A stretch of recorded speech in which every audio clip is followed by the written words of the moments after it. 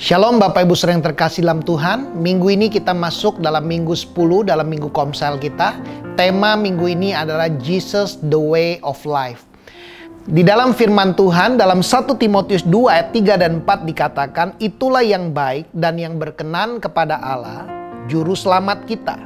Allah Tuhan adalah juru selamat kita, yang menghendaki supaya semua orang diselamatkan dan memperoleh pengetahuan akan kebenaran. Saudara, Tuhan menghendaki semua orang diselamatkan.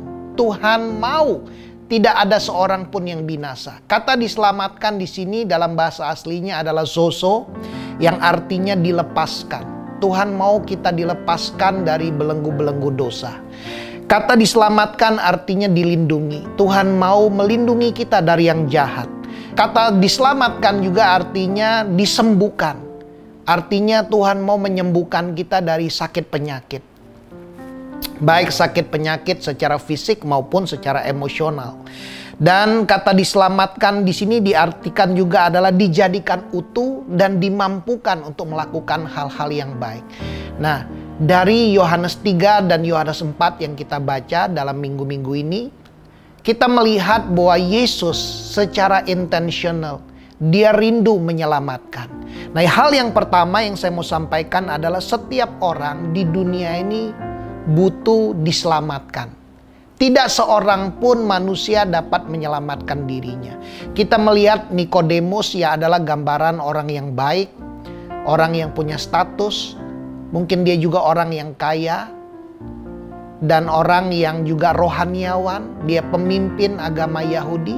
Dan juga kita melihat di sini orang perempuan Samaria yang adalah gambaran orang yang secara status terbuang dan orang yang berdosa. Nah, setiap orang butuh diselamatkan. Agama tidak dapat menyelamatkan kita. Perbuatan baik tidak dapat menyelamatkan kita. Saudara, setiap kita butuh diselamatkan. Di dalam Yohanes pasal yang ketiga ayat 16 dikatakan, karena begitu besar kasih Allah akan dunia ini, sehingga ia telah mengaruniakan anaknya yang tunggal, sehingga barang siapa yang percaya kepadanya tidak binasa, melainkan beroleh hidup yang kekal. Kerinduan Yesus agar kita dapat mengalami kasih Bapa yang besar ini. Dia datang ke dunia ini agar setiap orang yang percaya kepadanya tidak binasa, melainkan beroleh hidup yang kekal. Yohanes 3 ayat 36 berkata, barang siapa percaya kepada anak, barang siapa percaya kepada Yesus, ia beroleh hidup yang kekal. Tetapi barang siapa yang tidak taat kepada anak, barang siapa yang tidak percaya kepada Yesus, ia tidak akan melihat hidup, melainkan murka Allah tetap ada di atasnya. Saudara, semua manusia telah berbuat dosa. Semua manusia butuh keselamatan. Dan upah dosa adalah maut. Karena itulah Yesus datang. Yesus datang agar manusia percaya kepadanya dan diselamatkan. Hal yang kedua, saudara, hanya Yesus. Yesus is the only way. Hanya Yesus satu-satunya jalan keselamatan. Di dalam Kisah 4 ayat 12 dikatakan, dan keselamatan tidak ada di dalam siapapun juga selain di dalam Dia. Keselamatan hanya ada di dalam Yesus. Sebab di bawah kolong langit ini tidak ada nama lain yang diberikan kepada manusia yang olehnya kita dapat diselamatkan. Hanya nama Yesus yang dapat menyelamatkan kita. Barang siapa berseru kepada nama Yesus, dikatakan firman Tuhan Roma 10 ayat 13, dia akan diselamatkan. Saudaraku yang terkasih dalam Tuhan, inilah yang Tuhan rindukan. Agar kita betul-betul percaya kepada Yesus. Agar keluarga kita juga yang belum percaya kepada Yesus dapat mendengar tentang Yesus. Agar mereka dapat percaya kepada Yesus. Agar teman-teman kita juga yang belum mendengar tentang Yesus, agar mereka bisa mendengar tentang Yesus dan percaya kepada Yesus. Karena hanya Yesus satu-satunya jalan keselamatan. Yesus berkata kepada Nikodemus, seorang yang baik, seorang pemimpin agama, kalau engkau tidak dilahirkan kembali, engkau tidak dapat masuk ke dalam kerajaan Allah. Sebab apa yang dilahirkan oleh daging adalah daging, tapi apa yang dilahirkan oleh roh adalah roh.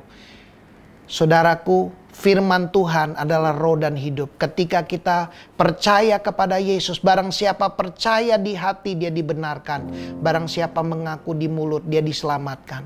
Tuhan rindu kita percaya kepada Yesus. Sama seperti juga Nikodemus, akhirnya dia percaya kepada Tuhan. Sama seperti juga perempuan Samaria itu, dia percaya kepada Yesus adalah Mesias. Yesus adalah juru selamat dalam kehidupannya.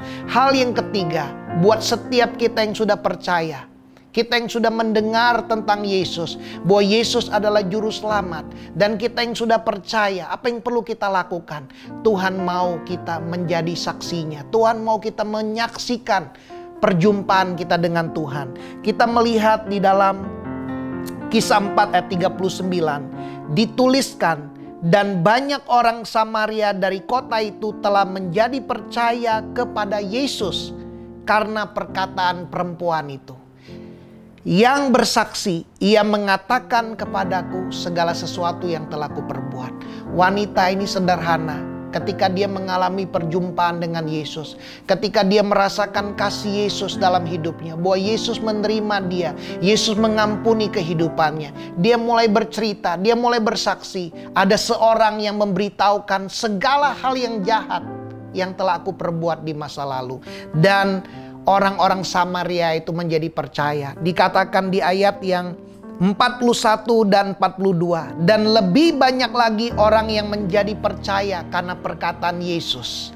Dan dikatakan mereka berkata kepada perempuan itu, kami percaya, tetapi bukan lagi karena apa yang kau katakan, tetapi kami sendiri telah mendengar dia, dan kami tahu bahwa dialah benar-benar juru selamat dunia.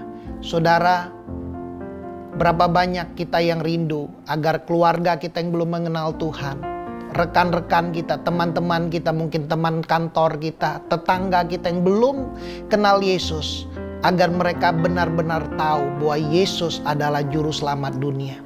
Lewat kesaksian saudara, lewat kabar baik yang saudara ceritakan, agar orang-orang yang mendengar, mereka dapat datang kepada Yesus dan percaya kepada Yesus.